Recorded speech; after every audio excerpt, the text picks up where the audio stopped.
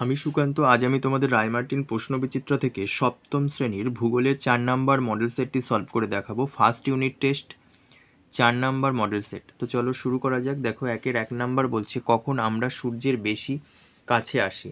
এটা হবে 3রা জানুয়ারি অনুসর অবস্থানে। 2 নাম্বার দেখো পৃথিবীর তুলনায় সূর্য 13 লক্ষ গুণ বড়। আচ্ছা, তারপরে দেখো 3 নাম্বার অক্ষরেখাগুলি হলো পূর্ণবৃত্ত। বি নাম্বার পূর্ণবৃত্ত। 4 নাম্বার বায়ুর চাপ মাপার যন্ত্র হলো ব্যারোমিটার। 5 নাম্বার দেখো এশিয়ার কোন জলবায়ু অঞ্চলে ঘন চিরহরিত অরণ্য দেখা যায়? নিরক্ষীয় জলবায়ু অঞ্চলে। আচ্ছা, তারপরে এটা হচ্ছে 5 নাম্বার। 6 নাম্বার পৃথিবীর বৃহত্তম বনভূমি হচ্ছে তৈগা বনভূমি।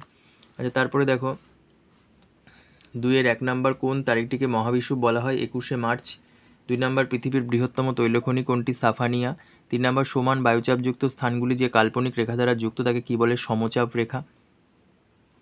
4 নাম্বার দেখো চীনের ধানের গোলা কাকে বলা হয়? এটা হবে হুনান প্রদেশকে। 5 নাম্বার টোকিও ইয়োকোহামা শিল্পাঞ্চলের অপর নাম কিহিন শিল্পাঞ্চল। কয়হস্যি হয়হস্যি দন্তন্য। 6 নাম্বার কোন মালভূমিকে পৃথিবীর ছাদ বলা হয়? পামির মালভূমিকে।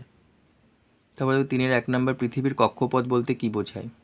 দেখো 21 পেজের 1 নাম্বার কোশ্চেন এখানে পেয়ে যাবে। পৃথিবীর কক্ষপথ এটুকু বলবে। তারপরে দেখো পৃথিবীর মেরু কয়টি? পৃথিবীর মেরু 2টি। এদের নাম কি? সুমেরু ও কুমেরু। তারপরে দেখো 3 নাম্বার কোন দুটি নদীর মিলিত প্রবাহ হলো সাতেল আরব? টাইগ্রিস ও ইউফ্রেটিস নদীর মিলিত রূপ। টাইগ্রিস ও ইউফ্রেটিস নদী। তারপর দেখো 4-1 নাম্বার অপসুর ও অনুসুরের মধ্যে পার্থক্য লেখো। দেখো অপসুর আর অনুসুরের মধ্যে পার্থক্য এখান থেকে দেখে নাও। 20 পেজের 2 নাম্বার কোশ্চেন এখান থেকে এই পর্যন্ত দেখে নাও।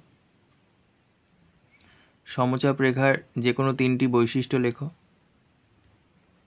দেখো সমচাপ রেখার বৈশিষ্ট্য 1, 2, 3, 4, 5, 6 অনেকগুলোই আছে, দেখে নাও। পেজ নাম্বার 74 পেজের 5 নাম্বার কোশ্চেনে পেয়ে যাবে সমচাপ রেখার বৈশিষ্ট্য। তারপর দেখো নিরক্ষরেখা থেকে মেরুর দিকে গেলে কি কি পরিবর্তন লক্ষ্য করা যায়?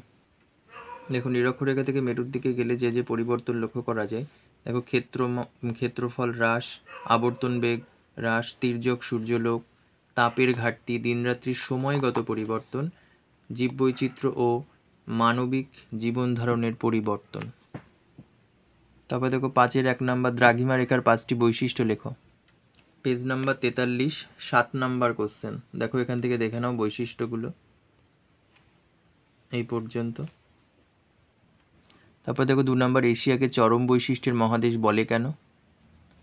দেখো পেজ নাম্বার 222 পেজের 1 নাম্বার কোশ্চেন। দেখো চরম বৈশিষ্ট্যের মহাদেশ বলে কেন? তারপর এদিকে আরও আছে, দেখো নদ নদী ও হ্রদের বৈচিত্র্য, ভূগাঠনিক বৈচিত্র্য, জলবায়ুর বৈচিত্র্য।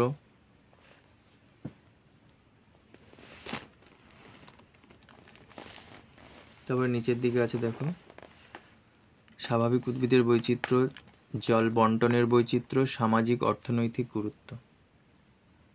তা দেখো পামির ও আর্মেনীয় গ্রন্থি থেকে বিভিন্ন দিকে প্রসারিত পর্বতমালাগুলোর নাম লেখো। পেজ নাম্বার 224 পেজে পেয়ে যাবে রায়মার্টিন সহায়িকায়। দেখো পামির গ্রন্থি থেকে পূর্ব দিকে হিমালয়, লাদাখ, কারাকোরাম পর্বত এটা পড়বে। আর আর্মেনীয় গ্রন্থি, এই যে আর্মেনীয় গ্রন্থি থেকে পূর্ব দিকে এলবুর্জ, দক্ষিণ পূর্ব দিকে জাগ্রস পর্বত, পশ্চিম দিকে পন্টিক ও টরাস পর্বত অবস্থিত। তারপর দেখো এশিয়ার দক্ষিণ দিকে প্রবাহিত নদীগুলির বৈশিষ্ট্য লেখো। 225 পেজের দেখো বৈশিষ্ট্যগুলো পেয়ে যাবে। বরফ গলা ও বৃষ্টির জলে পুষ্ট নদীগুলি। আচ্ছা, মৌসুমি জলবায়ু অঞ্চলের ওপর দিয়ে প্রবাহিত হওয়ার জন্য অধিক বৃষ্টির ফলে বর্ষাকালে বন্যা হয়। পার্বত্য প্রবাহে নদীগুলি গভীর গিরিখাত এবং নদী মোহনায় বদ্বীপ সৃষ্টি হয়। 4 নাম্বার নদীগুলি বেশিরভাগ ক্ষেত্রেই কি পূর্ববর্তী নদী অববাহিকায় উর্বর সমভূমি সৃষ্টি হয়েছে।